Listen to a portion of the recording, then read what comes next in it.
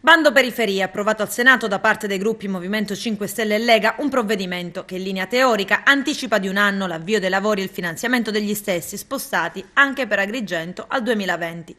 L'atto, partendo dal presupposto che le disposizioni già approvate in aula non determinano un blocco delle convenzioni e non pregiudicano per gli enti locali la possibilità di procedere in autonomia con riguardo agli interventi per i quali sono previste anche risorse derivanti dal cofinanziamento, come nel caso della città di Agrigento, impegna quindi il Governo a prevedere, anche alla luce degli impegni assunti dal Presidente del Consiglio dei Ministri nell'incontro con l'ANCI dell'11 settembre scorso, specifiche misure nel disegno di legge di bilancio per il 2019, volte a garantire soluzioni idonee alle istanze degli enti locali interessati, aggiudicatari degli interventi finanziari a valere sul Fondo Periferie, e altresì a garantire misure al fine di provvedere al rimborso delle spese per gli interventi già sostenute dagli enti territoriali che hanno sottoscritto le convenzioni. Un passaggio quest'ultimo importante anche per Agrigento, dato che nelle more delle decisioni del governo sul fondo si sono aggiudicati incarichi tecnici che prima o poi dovranno essere pagati.